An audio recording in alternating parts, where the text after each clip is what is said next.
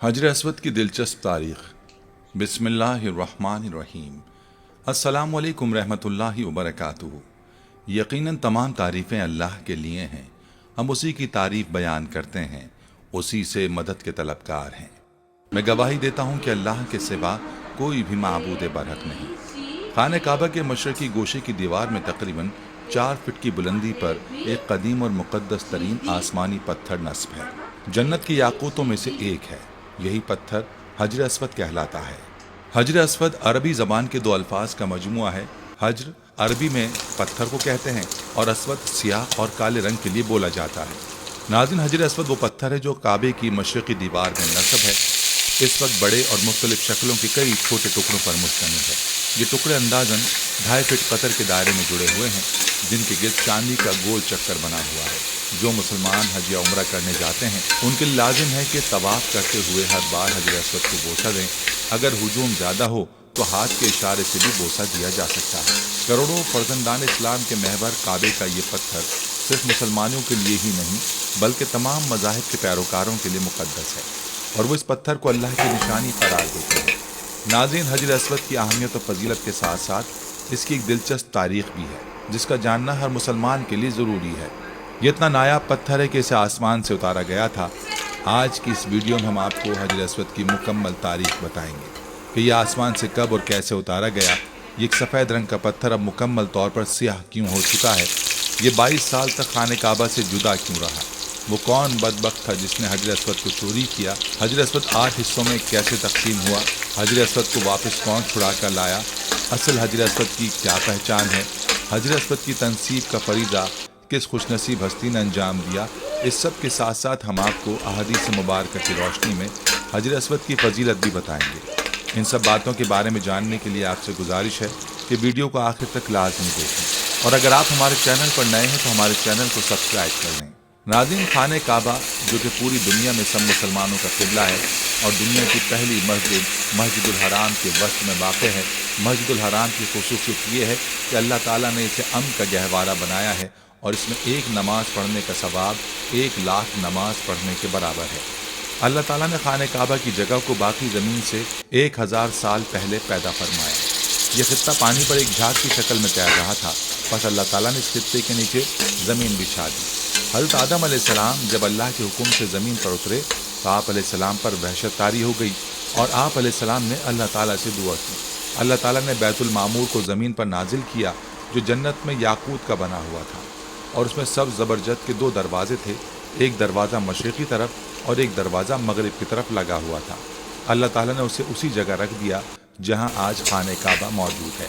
अल्लाह ताला ने हज़रत आदम अलैहिस्सलाम को हुक्म दिया कि इसी तरह तवाफ़ किया कर जिस तरह मेरे अर्श के गिर्द फरिश्तों को तवाफ़ करते देखा है, और इसके पास इसी तरह नमाज पढ़ जिस तरह मेरे अर्श के पास नमाज अदा किया करता था।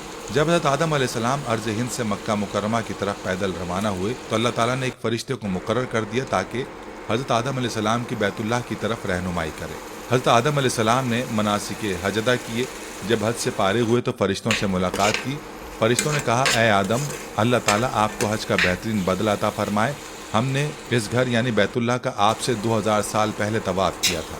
हज़रत आदम अलैहिस्सलाम ने अर्ज़ हिंद से मक्का मुकर्रमा की तरफ पैदल चलकर 40 मरतबा हज फरमाया। बैतुल मामूर तूफ़ान नूह तक ज़मीन पर ही रहा। उसके बाद अल्लाह ताला ने इसे आसमान पर उठा लिया और जिब्रील अलैहिस्सलाम को हुक्म दिया कि वह हजर अस्वद को हजर अस्वद तूफ़ान नूह से महफूज रहे। चुनाचे खाने काबा बैतुल्लाह की जगह हज़रत इब्राहीम अलैहिस्सलाम के ज़माने तक खाली रही। तूफ़ान नूह के वक्त जब खाने काबा की इमारत आसमान पर उठाई गई और ये जगह एक ऊंचे टीले की मानंद रह गई, फिर इसी बुनियाद पर हज़रत इब्राहीम अलैहिस्सलाम ने खाने काबा को तामीर फरमाया। जब अल्लाह ताला ने उनको हुक्म दिया कि खाने काबा की तामीर करो, हज़रत इब्राहीम अलैहिस्सलाम ने अल्लाह ताला से सवाल किया कि वो इस जगह को वाज़े कर दे जहाँ बैतुल्लाह की तामीर की जाए। उस वक्त तक हज़रत इस्माइल अलैहिस्सलाम भी पैदा हो चुके थे। हज़रत अली रज़ी अल्लाह अन्हु और हज़रत हसन रज़ी अल्लाह अन्हु से मरवी है कि हज़रत अब्बास रज़ी अल्लाह अन्हु ने फरमाया कि अल्लाह ताला ने एक बादल के टुकड़े को खाने काबा की जगह के तयन के लिए भेजा। जब वो बादल का टुकड़ा चला तो हज़रत इब्राहीम अलैहिस्सलाम उसके साए में चलते रहे, यहाँ तक कि मक्का मुकर्रमा आया तो बादल का टुकड़ा बैतुल्लाह की जगह ठहर गया। यहाँ हज़रत इब्राहीम अलैहिस्सलाम को आवाज़ दी गई कि बादल के टुकड़े के साए के नीचे खाने काबा यानी बैतुल्लाह की तामीर करो, ना इसमें कमी करो और ना ज़्यादती करो। خانہ کعبہ کی جگہ کا تعین اور ظاہر ہونے کے بعد حضرت ابراہیم علیہ السلام نے خانہ کعبہ کی تعمیر شروع کی۔ حضرت اسماعیل علیہ السلام پتھر لا کر دیتے تھے۔ خانہ کعبہ کی تعمیر 5 پہاڑوں طور سینا، جبل زیتون، جبل لبنان جو ملک شام میں ہے، جبل جودی جو جزیرے کا پہاڑ ہے، جبل ہیرا جو مکہ میں واقع ہے کے پتھروں سے کی گئی، اور باقی پہاڑوں کے پتھروں سے بیت اللہ کی دیواریں بلند کی گئیں۔ جب حضرت ابراہیم علیہ السلام نے حجر اسود کی جگہ تک بیت اللہ کی تعمیر مکمل کر لی تو اپنے بیٹے اسماعیل علیہ السلام سے فرمایا، میرے پاس ایک بہترین اور خوبصورت پتھر لاؤ جو لوگوں کے لیے بطور علامت برقرار رہے۔ حضرت اسماعیل علیہ السلام ایک پتھر لائے۔ حضرت ابراہیم علیہ السلام نے فرمایا، اس سے بھی اچھا پتھر لاؤ۔ چنانچہ اسماعیل علیہ السلام پتھر کی تلاش میں نکلے تو جبل ابو قیس سے آواز آئی، اے اسماعیل، تیرے لیے میں نے ایک امانت رکھی ہے، بس تو اس کو لے لے۔ حضرت اسماعیل علیہ السلام حجر اسود کو لائے اور اسے اس کی جگہ پر رکھ دیا۔ ناظرین، حجر اسود جنت کی یاقوتوں میں سے ایک ہے جسے سیدنا آدم علیہ السلام اپنے ساتھ جنت سے لائے تھے اور تعمیر بیت اللہ کے وقت ایک گوشے میں نصب فرمایا تھا۔ طوفان نوح علیہ السلام میں آدم علیہ السلام کا تعمیر کردہ بیت اللہ آسمانوں پر اٹھائے جاتے وقت اس متبرک پتھر کو شکم جبل ابی قیس میں امانتاً رکھ دیا گیا تھا۔ پھر تعمیر ابراہیمی کے وقت جبریل علیہ السلام نے اللہ تعالیٰ کے حکم سے سیدنا ابراہیم خلیل اللہ کی خدمت عالیہ میں پیش کر دیا تھا۔ اس طرح اسے پھر اسی جگہ کی زینت بنا دیا گیا جہاں پہلے رونق افروز تھا۔ اس کے فضائل اور اوصاف میں حضور نبی اکرم صلی اللہ علیہ وآلہ وسلم کے بہت سے ارشادات حدیث اور تاریخ کتابوں کی زینت بنے ہوئے ہیں، لیکن جنت کا یہ انمول موتی عالی مرتبت مقدس و متبرک یاقوت گردش ایام کی ستم زانیوں سے محفوظ نہ رہ سکا۔ متعدد بار اسے فساق و فجار ظالموں کے ہاتھوں تختہ مشق بننا پڑا، بارہا حوادث کا شکار ہوا اور اس کے نازنین بدن پر کتنی مرتبہ ہی زخم آئے۔ طوفان نوح علیہ السلام میں آدم علیہ السلام کا تعمیر کردہ بیت اللہ آسمانوں پر اٹھائے جاتے وقت اس متبرک پتھر کو شکم جبل ابی قیس میں امانت میں رکھ دیا گیا تھا۔ تاریخ میں کم از کم 6 واقعات ایسے ملتے ہیں جب حجر اسود کو چوری کیا گیا یا اس کو توڑنے کی کوشش کی گئی۔ ہو سکتا ہے کہ اس کے حوادث کی تعداد اس سے بھی زیادہ ہو۔ اسلامی روایات کے مطابق جب حضرت ابراہیم علیہ السلام اور ان کے بیٹے حضرت اسماعیل علیہ السلام خانہ کعبہ کی تعمیر کر رہے تھے تو جبریل علیہ السلام نے یہ پتھر جنت سے لا کر دیا، جسے حضرت ابراہیم علیہ السلام نے اپنے ہاتھوں سے دیوار کعبہ میں نصب کیا۔ حضرت ابراہیم علیہ السلام کے بعد سب سے پہلے قبیلہ بنی جرہم کے متعلق ملتا ہے کہ ان لوگوں نے حجر اسود کے ساتھ چھیڑ چھاڑ کی تھی۔ تاریخ میں جب بنو بکر بن عبد مناہ نے قبیلہ جرہم کو مکہ سے نکلنے پر مجبور کیا تو انہوں نے مکہ سے بے دخل ہوتے ہوئے کعبہ میں رکھے ہوئے 2 سونے کے بنے ہرنوں کے ساتھ حجر اسود کو کعبے کی دیوار سے نکال کر زمزم کے کنویں میں دفن کر دیا اور مجبوراً یمن کی جانب کوچ کر گئے۔ اللہ تعالیٰ کی حکمت دیکھے کہ یہ پتھر زیادہ عرصے زمزم کے کنویں میں نہیں رہا۔ جس وقت بنو جرہم کے لوگ حجر اسود کو زمزم کے کنویں میں چھپا رہے تھے، ایک عورت نے انہیں ایسا کرتے دیکھ لیا تھا۔ اس عورت کی نشاندہی پر حجر اسود کو زمزم کے کنویں سے بازیاب کرا کے نصب کر دیا گیا۔ اس کے بعد سن 696 عیسوی میں جب حضرت عبداللہ بن زبیر رضی اللہ تعالی عنہ خانہ کعبہ میں پناہ گزین ہوئے تو حجاج بن یوسف کی فوج نے کعبے پر منجنیقوں سے پتھر برسائے اور پھر آگ لگا دی، جس سے حجر اسود کے 3 ٹکڑے ہو گئے۔ عباسی خلیفہ الراضی باللہ کے عہد میں ایک کرامتی سردار ابو طاہر حجر اسود کو اٹھا کر لے گیا اور کافی عرصے بعد اسے واپس کیا۔ ابو طاہر نامی شخص کی قیادت میں کرامتین نے 317 ہجری میں مکہ مکرمہ کا محاصرہ کر لیا اور مسجد الحرام جیسے مقدس مقام پر تقریباً 700 انسانوں کو قتل کیا اور زمزم کے کنویں کو اور مسجد الحرام کے احاطے کو انسانی لاشوں اور خون سے بھر دیا۔ اس کے بعد اس نے مکہ مکرمہ کے لوگوں کی قیمتی اشیاء اور کعبہ مشرفہ میں رکھے جواہرات کو غصب کر لیا۔ اس نے کعبے کی غلاف کو چیر پھاڑ کر کے اپنے پیروکاروں میں تقسیم کر دیا۔ کعبہ مشرفہ کے دروازے اور اس کے سنہری پرنالے کو کھاڑ ڈالا، اور پھر بات صرف یہیں ختم نہیں ہوئی بلکہ 7 ذی الحجہ 317 ہجری کو ابو طاہر نے حجر اسود کو کعبہ مشرفہ کی دیوار سے الگ کر دیا اور اس کی جگہ کو خالی چھوڑ دیا اور اس کو موجودہ دور میں جو علاقہ بحرین کہلاتا وہاں منتقل کر دیا۔ یہ حجر اسود کا ایک نہایت تکلیف دہ دور تھا۔ تقریباً 22 سال حجر اسود کعبہ شریف کی دیوار سے جدا رہا۔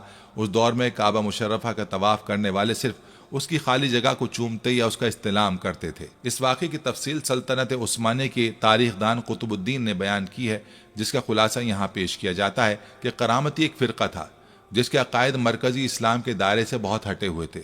اس فرقے سے تعلق رکھنے والے ایک جنگی سردار ابو طاہر الجنابی نے بحرین کے شہر حجر میں موجود نام قطیف میں ایک عمارت بنوائی اور اس کا نام دار الحجرہ رکھا۔ اس کا مقصد یہ تھا کہ لوگ مکہ جا کر خانہ کعبہ کا حج ترک کر دیں اور اس کے بجائے اس کے دار الحجرہ میں آیا کریں۔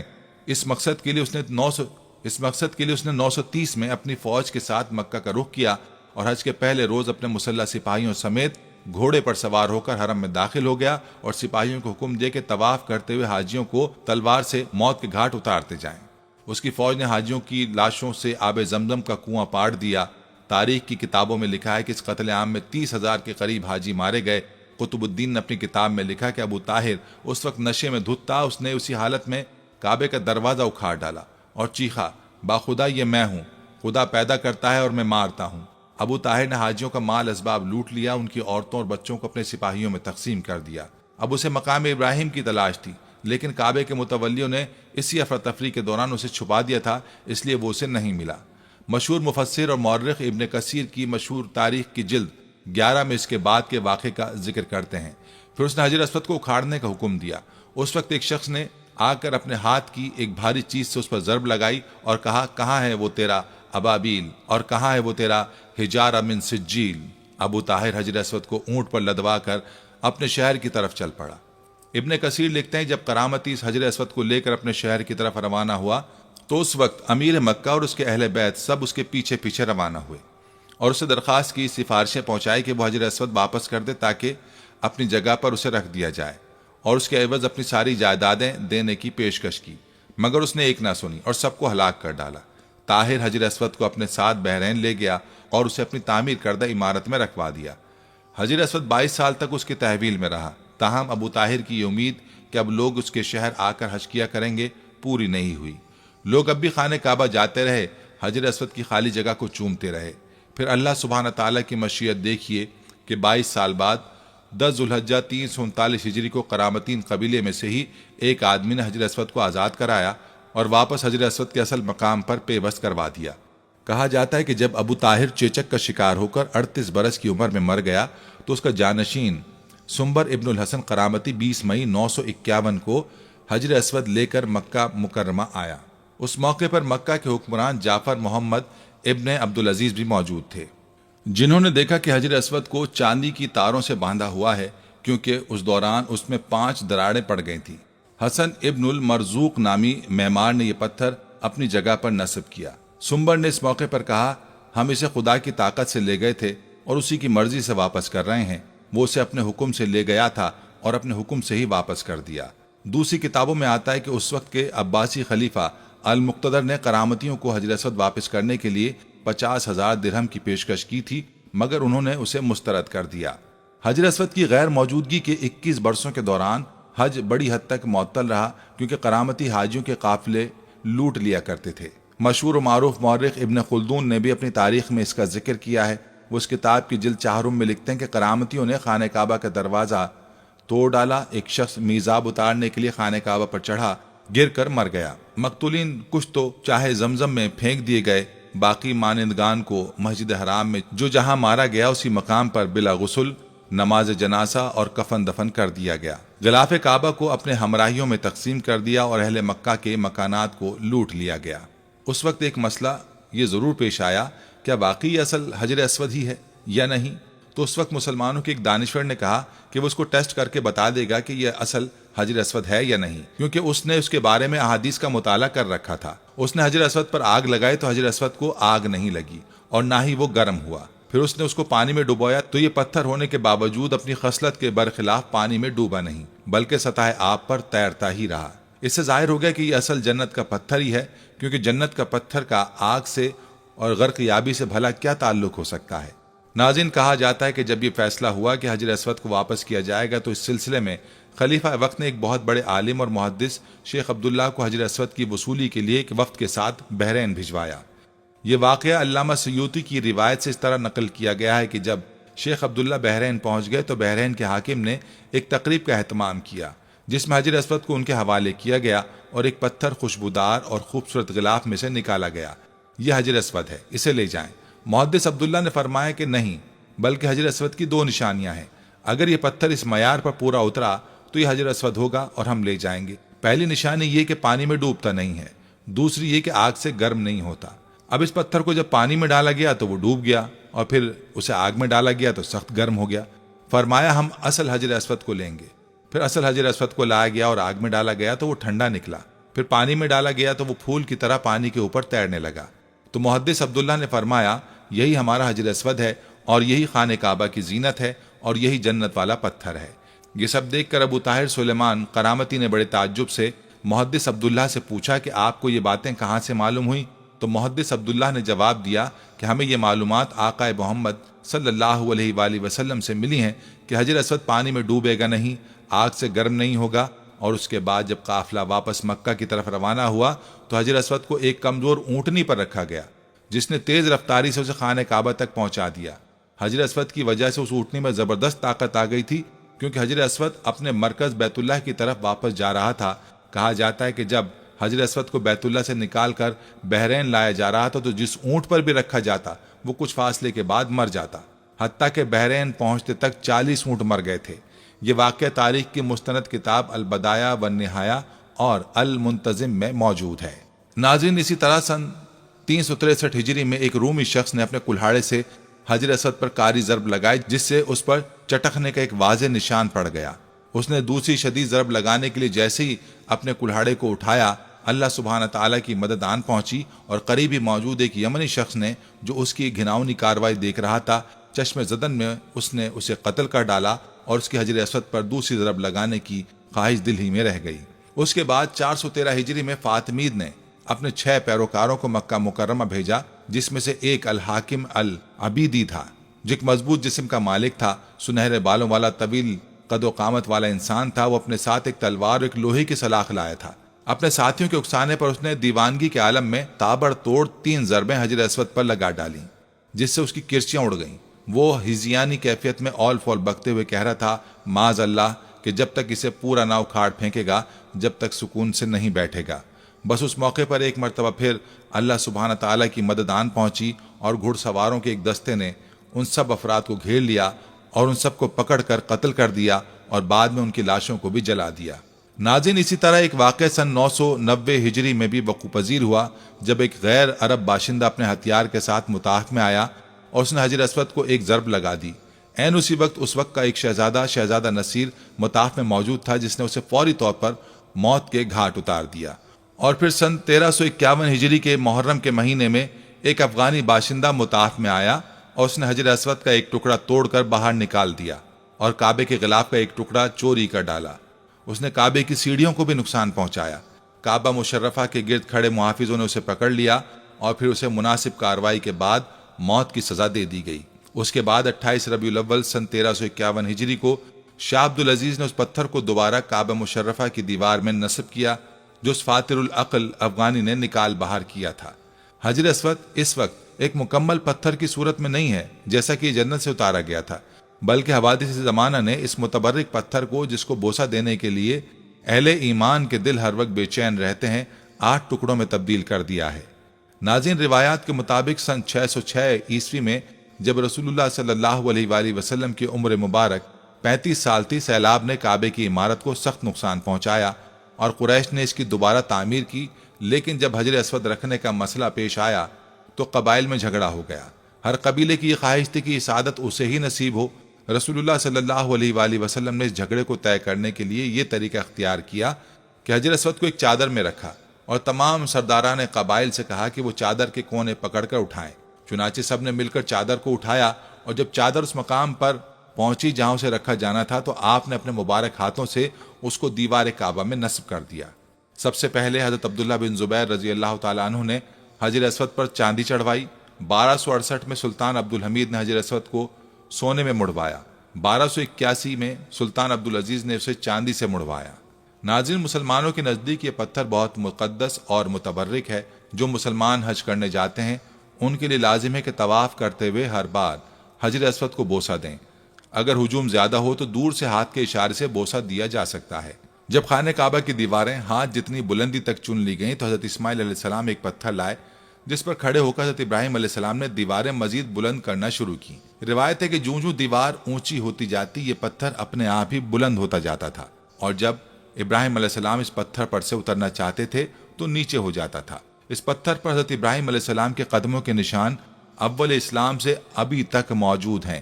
یہ پتھر اس زمانے سے حضرت عمر فاروق رضی اللہ عنہ کے دور خلافت تک کعبے کی دیوار کے ساتھ چپکا رہا۔ پھر اس پتھر کو حضرت عمر فاروق رضی اللہ عنہ نے خانہ کعبہ سے کچھ دور کر دیا تاکہ طواف کے وقت رکاوٹ نہ بنے، جسے مقام ابراہیم کہا جاتا ہے۔ کعبہ شریف کو اسلام سے قبل کل 4 مرتبہ تعمیر کیا گیا ہے۔ اول حضرت ابراہیم علیہ السلام نے تعمیر فرمایا اور اس کا ذکر ہمیں قرآن و حدیث میں بھی ملتا ہے کہ حضرت آدم علیہ السلام نے خدا تبارک و تعالیٰ کے حکم سے کعبہ شریف کی تعمیر کی۔ حضرت ابراہیم علیہ السلام نے جب کعبے کو تعمیر کیا تو انہوں نے کعبے کو 9 گز 4.5 میٹر اونچا رکھا۔ مشرق کی جانب سے بیت اللہ کی لمبائی کو 32 گز یعنی 16 میٹر رکھا، مغرب کی جانب سے 31 گز یعنی 15.5 میٹر، شمال کی جانب سے 20 گز یعنی 10 میٹر اور جنوب کی جانب سے 23 گز یعنی 11 میٹر کی لمبائی رکھی۔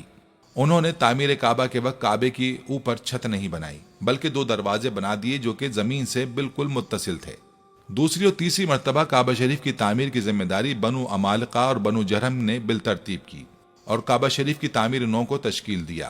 امام علی ابن ابی طالب رضی اللہ عنہ فرماتے ہیں کہ حضرت ابراہیم علیہ السلام کے تعمیر کعبہ کے بہت زمانے بعد کعبہ معظمہ کی دیوار کمزور پڑ گئی تو بنو عمالقہ نے کعبے کی تعمیر نو کی، پھر ان کے بعد بنو جرہم نے تعمیر کیا، پھر کعبے کی عمارت میں کمزوریاں اور خرابیاں لاحق ہوئیں تو اس کو قریش نے تعمیر کیا۔ چوتھی مرتبہ بنو جرہم کے تعمیر کعبہ کے کچھ زمانے بعد جب عمارت کعبہ معظمہ میں پھر سے خرابیاں لاحق ہوئیں تو قریش نے تعمیر کعبہ کا بیڑا لیا اور کعبے کو تعمیر کیا۔ تاریخ کی کتابوں میں قریش کی تعمیر کعبہ کی وجہ آتی ہے کہ قبیلہ قریش سے ایک عورت کعبے کو روشن کرنے کی غرض سے روشن دان میں کچھ چنگاریاں لے کر جاتی ہے اور اچانک اس میں سے کچھ چنگاریاں اڑ کر غلاف کعبہ کو لگ جاتی ہیں اور آگ پکڑ لیتی ہے، جس کی وجہ سے جدار کعبہ کو کافی خرابیاں لاحق ہوتی ہیں۔ یہ دیکھ کر قریش کے اندر ایک دہشت پھیل جاتی ہے کہ اگر انہوں نے کعبے کی تعمیر نہیں کی تو ان پر عذاب الہی کا قہر آئے گا، اور اسی بنا پر قریش آگے بڑھ کر کعبے کی تعمیر نو پر اکٹھے ہوتے ہیں اور اس کے لیے صرف حلال مال جمع کرتے ہیں۔ حلال مال اتنے وافر میں جمع نہیں ہوتا کہ کعبے کو مکمل بنائے ابراہیمی کی شکل دے سکیں، اسی لیے انہوں نے حجر اسود کی جانب سے 6 گز اور 1 شبر یعنی 3.23 میٹر کم کر دیتے ہیں اور ایک چھوٹی سی دیوار سے گھیر دیتے ہیں کہ لوگ طواف کے وقت اس کے اندر نہ آ سکیں۔ اہل قریش نے تعمیر کعبہ کے وقت کچھ تبدیلیاں بھی کی، جیسے کہ انہوں نے کعبے کی اونچائی کو 9 گز یعنی 4.5 میٹر سے 18 گز یعنی کل 9 میٹر تک بڑھا دیا اور ساتھ ہی کعبے کے اوپر چھت بھی ڈال دی گئی۔ باب غربی کو بند کر دیا گیا جبکہ باب شرقی کی اونچائی بھی کچھ زیادہ بڑھا دی گئی، اور سب سے اہم بات یہ کہ قریش کے کعبے کی اس تعمیر نو میں ہمارے پیارے آقا صلی اللہ علیہ وآلہ وسلم بھی شامل تھے۔ ناظرین، اب یہاں آپ کو حجر اسود کی فضیلت کے بارے میں کچھ احادیث مبارکہ سے سناتے چلیں۔ پیارے آقا کریم صلی اللہ علیہ وآلہ وسلم نے فرمایا، حجر اسود جنت سے آیا ہوا پتھر ہے، یہ دودھ سے زیادہ سفید تھا، بنو آدم کے گناہوں نے اسے کالا کر دیا۔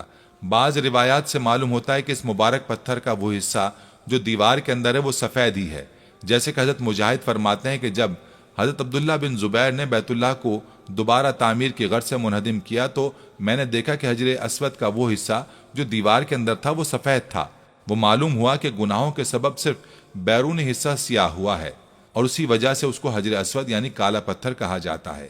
جب بیت اللہ کی تعمیر اس جگہ تک پہنچی جہاں حجر اسود نصب ہونا تھا تو قریش میں اختلاف پیدا ہو گیا۔ قبیلے کی ہر شاخ کے لوگ یہ چاہتے تھے کہ حجر اسود نصب کرنے کا شرف انہیں حاصل ہو۔ یہ اختلاف اتنا بڑھا کہ نوبت قتال تک آن پہنچی، تلواریں میان سے نکل آئی۔ اتنے میں ابو امیہ مخزومی جو قریش کے معمر شخص تھے اٹھے اور کہنے لگے، ہمارے درمیان اس نزاع کا فیصلہ وہ شخص کرے گا جو کل سب سے پہلے بنو شیبہ دروازے سے حرم میں داخل ہوگا۔ اس بات پر سب متفق ہو گئے۔ ادھر فیصلہ خداوندی ہو چکا تھا کہ اس کے ہونے والے نبی محمد صلی اللہ علیہ وآلہ وسلم اس شرف سے بہرور ہوں گے۔ چنانچہ اگلے دن سب سے پہلے داخل ہونے والی ذات عالی سرور دو عالم کی تھی۔ لوگوں نے آپ کو دیکھا تو بیک آواز میں کہا، یہ امین ہے، ہم ان کے فیصلے پر راضی ہیں۔ آپ صلی اللہ علیہ وآلہ وسلم کو صورتحال سے باخبر کیا گیا۔ آپ صلی اللہ علیہ وآلہ وسلم نے ایک چادر طلب کی اور دست مبارک سے حجر اسود کو اٹھا کر اس کے درمیان رکھ کر فرمایا، ہر قبیلے کے سردار چادر کے کونوں کو پکڑ کر اس کو وہاں تک پہنچا دے۔ تب آپ صلی اللہ علیہ وآلہ وسلم نے دست مبارک سے اس پتھر مبارک کو اٹھا کر اس کی جگہ پر نصب فرما دیا آپ کے اس حکیمانہ فیصلے پر سب نے رضامندی اور خوشی کا اظہار کیا۔ کعبے کی دیوار کے جس گوشے میں یہ نصب کیا گیا اسے رکن حجر اسود کہتے ہیں۔ کعبہ شریف کی دیوار میں اس پتھر کے ٹکڑے جڑے ہوئے ہیں۔ شروع میں ایک ہی ٹکڑا تھا، مگر کرامتی اور ان کے بعد کچھ ایسے حادثے پیش آئے جن کا تفصیلی تذکرہ ہم اوپر کر چکے ہیں۔ ان کی وجہ سے اس کا ظاہری حصہ ٹوٹ گیا۔ اب اس کے چھوٹے چھوٹے 8 ٹکڑے ہیں۔ ان کا سائز مختلف ہے۔ بڑا ٹکڑا کھجور کے برابر ہے۔ ان ٹکڑوں کو ایک پتھر کے بڑے بڑے ٹکڑوں میں جوڑا گیا ہے اور پھر اس پر چاندی کا فریم لگا دیا گیا ہے۔ یہی وہ ٹکڑے ہیں جن کو بوسہ دینا مسنون ہے، نہ کہ وہ بڑا پتھر جس میں یہ جڑے گئے ہیں، اور نہ چاندی کا وہ خول جو بڑے پتھر پر چڑھایا ہوا ہے۔ حج اور عمرہ کرنے والوں کے لیے حجر اسود کی بڑی اہمیت اور فضیلت ہے۔ حج و عمرہ کرنے والے میقات سے احرام باندھ لیتے ہیں، پھر لبیک اللہم لبیک کہتے ہوئے کعبہ شریف پہنچتے ہیں۔ طواف شروع کرنے کے لیے حجر اسود کی طرف جانا پڑتا ہے۔ تلبیہ پڑھنا بند کر دیا جاتا ہے اور اوپر کی چادر مرد حضرات کو دائیں بغل کے نیچے سے نکال کر بائیں کاندھے پر ڈالی جاتی ہے۔ اس طرح دائیں کاندھا اور بازو ننگا رہتا ہے اور اسے استباء کہتے ہیں۔ اس صورت میں حجر اسود کے سامنے آنا پڑتا ہے۔ حجر اسود بالمقابل آ جائے اور قدرے دائیں طرف رہے، بوسہ دینا ممکن نہ ہو تو دونوں ہتھیلیوں کو حجر اسود کی طرف کرنا پڑتا ہے اور ہتھیلیوں کو پھر چوما جاتا ہے۔ اس فعل کو استعلام کہتے ہیں۔ طواف کرنے کے لیے دائیں طرف رخ کرنا پڑتا ہے۔ بیت اللہ کے گرد چکر لگانا شروع کیا جاتا ہے اور حجر اسود پر آ کر ایک چکر مکمل ہو جاتا ہے۔ حجر اسود پر ازدحام نہ کیا جائے، نہ کسی کی تکلیف کا نشانہ بنے۔ حکومت نے حجر اسود کے پاس بیت اللہ کی دیوار سے ملحق ایک ایسی جگہ بنا دی ہے جس پر ایک منتظم کھڑے ہو کر بوسہ لینے والوں میں نظم و نسق برقرار رکھنے کی کوشش کرتا ہے۔ ناظرین، عورتوں کو مردوں کی بھیڑ میں گھس کر بوسہ لینے کی کوشش نہیں کرنی چاہیے۔ جبکہ حجر اسود کی طرف اشارہ کر کے ہاتھ کا استعلام کیا جائے تو اس وقت آواز بلند نہ کی جائے۔ حجر اسود والے کونے اور خانہ کعبہ کے دروازے کے درمیان جگہ کو ملتزم کہتے ہیں۔ یہ قبولیت دعا کی جگہ ہے۔ اس مقام پر سنت یہ ہے کہ بیت اللہ کی دیوار سے چمٹ کر دعائیں کی جائیں۔ اس جگہ پر انسان اللہ تعالیٰ سے جس چیز کا سوال کرتا ہے اور جس چیز سے پناہ مانگتا ہے، اللہ تعالیٰ اس کو عطا فرما دیتے ہیں۔ ناظرین، یہاں حجر اسود کے متعلق احادیث مبارکہ بھی آپ کو سناتے چلیں کہ عبداللہ بن عمر رضی اللہ عنہ بیان کرتے ہیں کہ میں نے نبی کریم صلی اللہ علیہ وآلہ وسلم کو یہ فرماتے سنا، بلا شبہ حجر اسود اور مقام ابراہیم جنت کے یاقوتوں میں سے یاقوت ہیں۔ اللہ تعالیٰ نے ان کے نور اور روشنی کو ختم کر دیا ہے۔ اگر اللہ تعالیٰ اس روشنی کو ختم نہ کرتا تو مشرق و مغرب کا درمیانی حصہ روشن ہو جاتا۔ سنن ترمذی حدیث نمبر 804۔ حجر اسود اللہ تعالیٰ نے زمین پر جنت سے اتارا ہے۔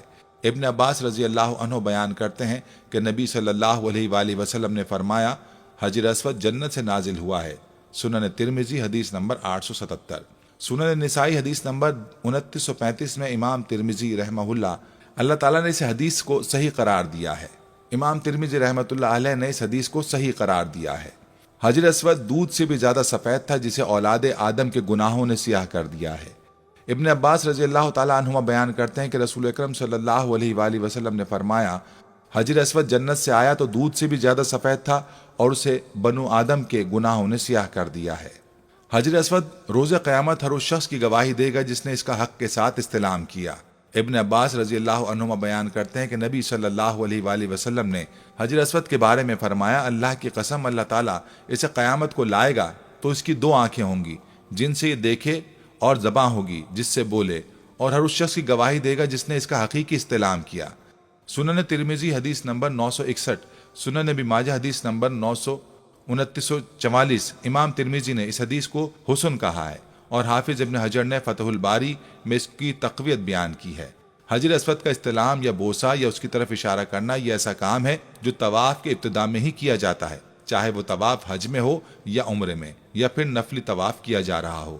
جابر بن عبداللہ رضی اللہ تعالیٰ عنہ بیان کرتے ہیں کہ رسول اکرم صلی اللہ علیہ وآلہ وسلم جب مکہ مکرمہ تشریف لائے تو حجر اسود کا استلام کیا اور پھر اس کے دائیں جانب چل پڑے اور 3 چکروں میں رمل کیا اور باقی 4 میں آرام سے چلے۔ صحیح مسلم حدیث نمبر 1218۔ حجر اسود کا استلام یہ ہے کہ اسے ہاتھ سے چھوا جائے۔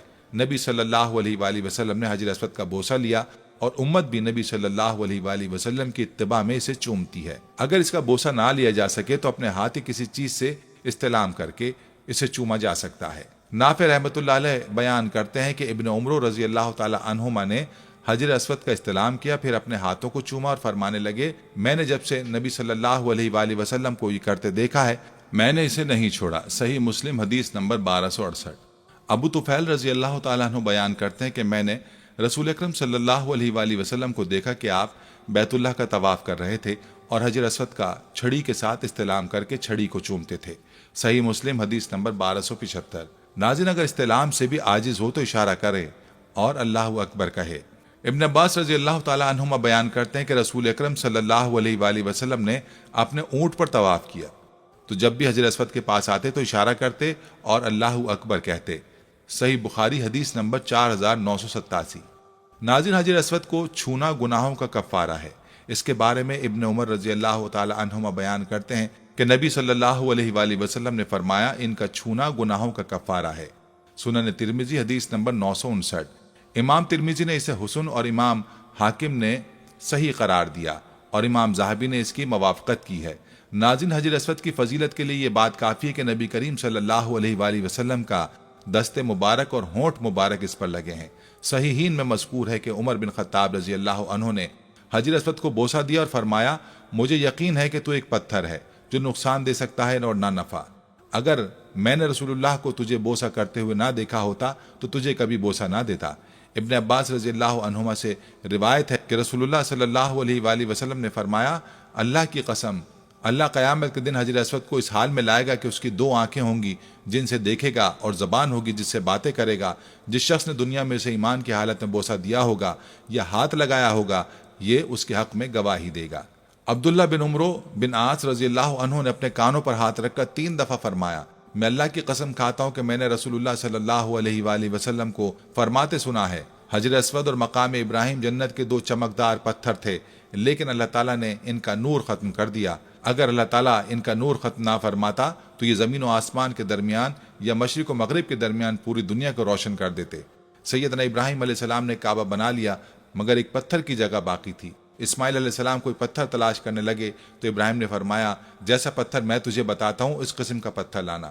اسماعیل علیہ السلام پتھر تلاش کرنے چلے گئے، جب لے کر آئے تو دیکھا کہ ابراہیم نے اس جگہ ایک پتھر نصب کر دیا ہے۔ پوچھا ابا جان یہ پتھر کون لایا ہے؟ فرمایا یہ پتھر وہ لایا جو تیری تعمیر کا محتاج نہیں، اسے جبریل آسمان سے لے کر آئے ہیں۔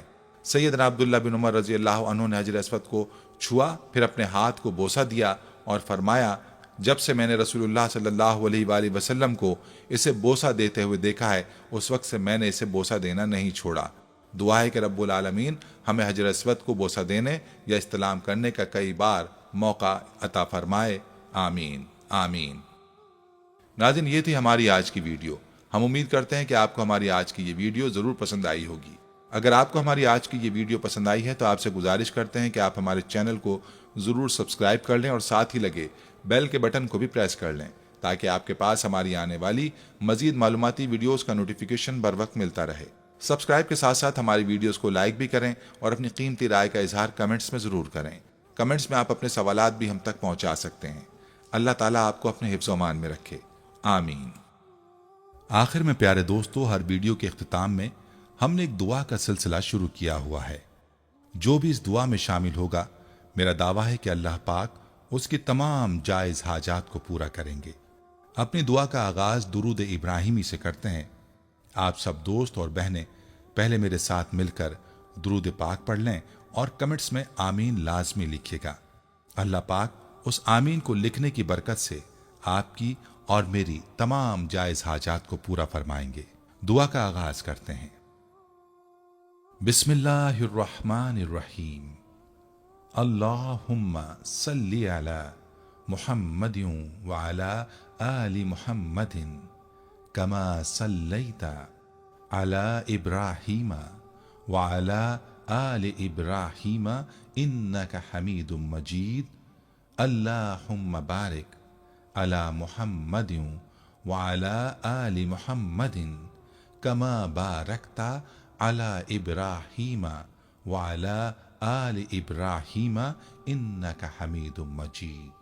تمام حمد و ثنا رب ذوالجلال کے لیے ہیں، جس کی رحمت سے نا امیدی نہیں، جس کی نعمتوں سے دامن خالی نہیں، جس کی مغفرت سے مایوسی نہیں، اور جس کی رحمتوں کا فیضان کبھی نہیں رکتا۔ اے اللہ پاک، اے اللہ تو پاک ہے، تیرا شکر ادا کرتے ہیں اس اقرار کے ساتھ کہ تیرے سوا کوئی معبود نہیں، تو سب سے بڑا ہے، تیرا کوئی شریک نہیں اور نہ ہی کوئی ہمسر ہے۔ زمین و آسمان پر جتنی بھی مخلوقات ہیں تو سب کا مالک ہے اور تو ہی سب کا پالنے والا ہے۔ اے اللہ پاک، بلا شبہ تو ہم سے محبت کرتا ہے، یہی وجہ ہے کہ تو نے ہمیں ایمان کی دولت سے نوازا اور ہمیں اپنے محبوب صلی اللہ علیہ وآلہ وسلم کا امتی بنایا۔ یا اللہ، اپنے پیارے حبیب پاک صلی اللہ علیہ وآلہ وسلم کے صدقے ہماری زندگیوں کو پرسکون اور آسان بنا دے۔ یا الہی، ہم سب کے گناہ معاف فرما دے، ہم سب کو عابد اور سحر خیز بنا دے، ہم پر راز شوق آشکار کر دے، ہمیں غلامی مصطفیٰ صلی اللہ علیہ وآلہ وسلم سے سرفراز فرما دے، ہمارے دلوں کی ویران بستی کو اپنی رحمت سے آباد کر دے اور ہمیں اس راستے پر ہمیشہ قائم رکھ جو نبی پاک صلی اللہ علیہ وآلہ وسلم نے بتلایا ہے۔